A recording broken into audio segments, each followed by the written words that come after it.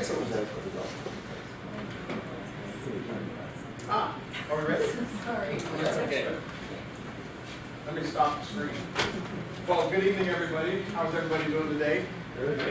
Thank you all for having us here. My name is Greg Farrell. I'm the Chief Executive Officer at the American Jazz Museum, and I want to thank ImpactKC for giving us this opportunity and for advancing us this far along in the process. We are very humbled and very delighted to be here. We're here to talk with you about a very important program. But as we start that, I thought I'd share with you the mission at the American Jazz Museum. Our mission at the American Jazz Museum is really to celebrate jazz and exhibit jazz through four pillars: through exhibitions and collections, through research, through performance, and through education.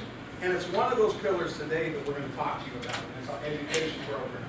I'm very pleased to introduce you to our education specialist, who is also our resident poet. He is a fabulous poet and artist who's championing this program. I'm going to introduce you to Glenn North, who will talk with you about our jazz storytelling project. Good evening. I would like to tell you a little bit about the program. Jazz storytelling is designed to introduce children ages 2 to 7 to the sights and sounds of jazz. It encourages music appreciation, encourages positive social interaction, and it's our flagship program. It's been in existence for 9 years. The way that it works is that we have 2 outstanding musicians and 2 storytellers who facilitate the program.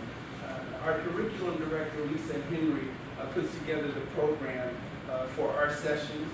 And on the tables, there should be a handout that's distributed. It gives you a schedule of the program, and it gives you a sample script and lesson outline for the sessions that we have for jazz storytelling. So it's one of our more popular programs, and we've reached a point where we really want to expand on the success that we've had. So one of the things that we'd like to do is we actually have the sessions 2 times a month.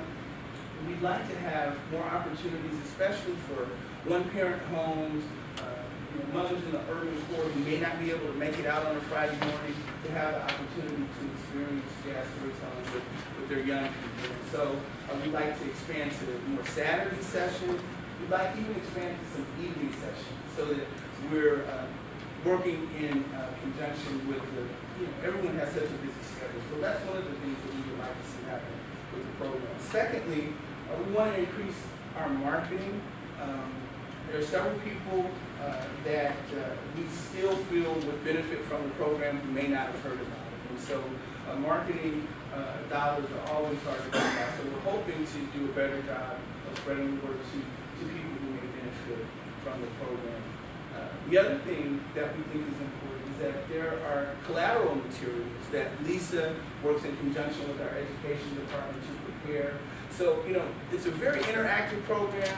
The teachers and parents that come and participate in jazz storytelling oftentimes learn just as much, if not more, than the students. But we want them to have takeaway material they can use to reinforce what it is that happens at those sessions. And so we think that's very important. Finally, a lot of the parents have suggested that we take the show on the road, so to speak. There are people who are involved in community centers.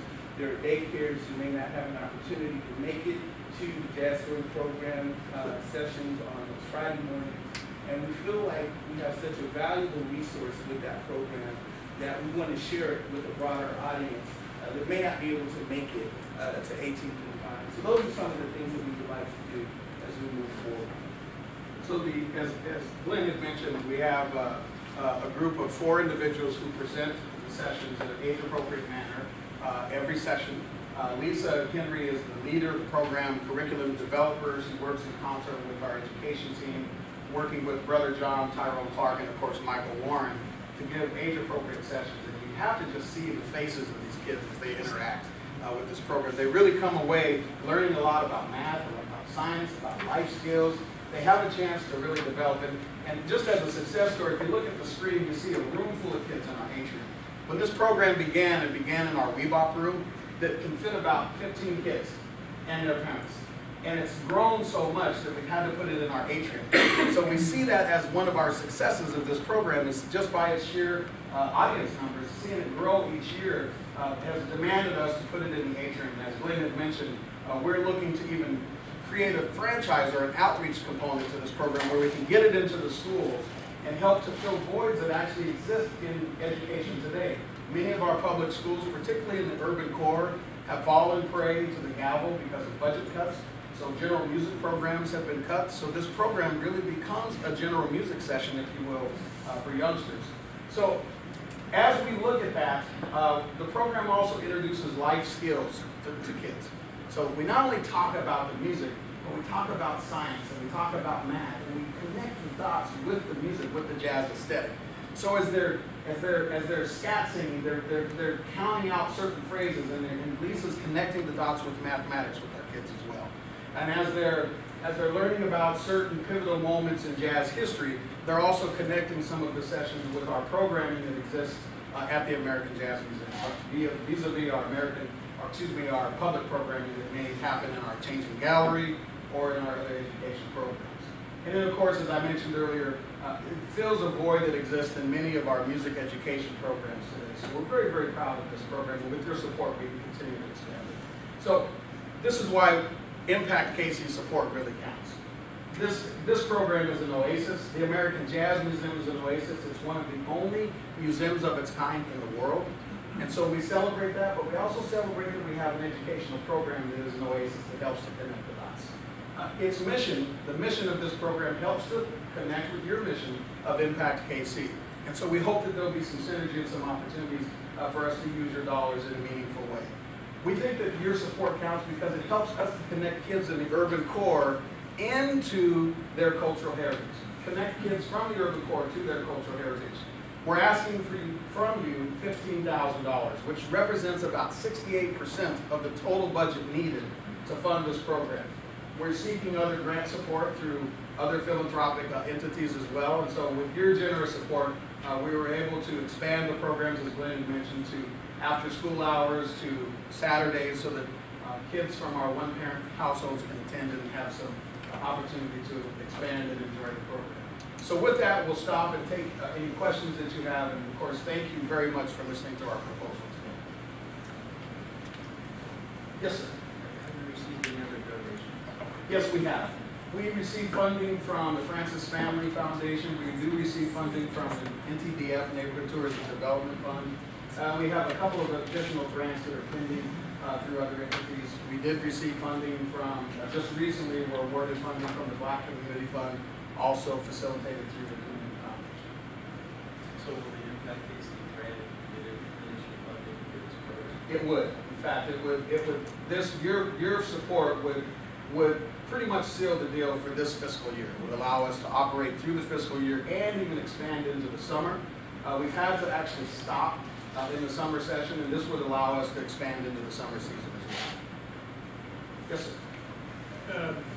So I guess, does that mean 68%, so 32% is funded, and if you had more money than $15,000, you would have use for it beyond that? Absolutely. Is it finite? That's a good question. So if we received additional funding that's pending, that go beyond our target goal of 22.5, would we be able to spend that? Absolutely.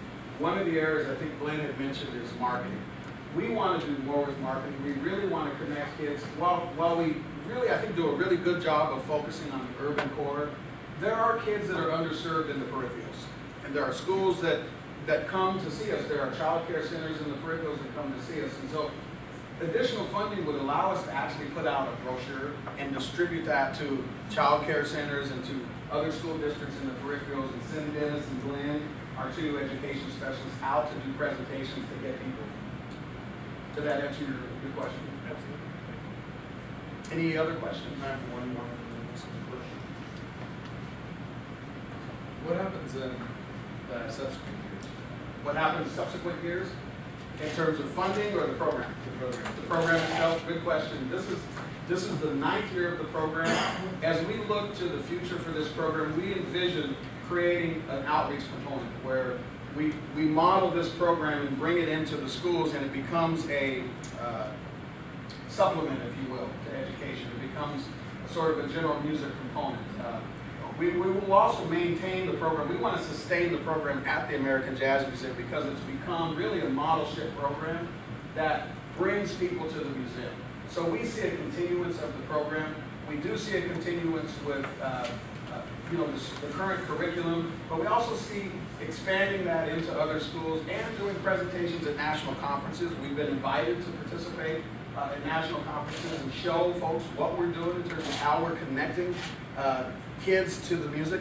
And what we envision long term is this program becomes a caveat for building audiences for the music. We have to start them young in order to keep them open and get them into concerts. And so this program really helps to generate some of that lifelong love, if you will, getting kids into the program. I hope that answered your question. I think that's, we're out of time. Thank you.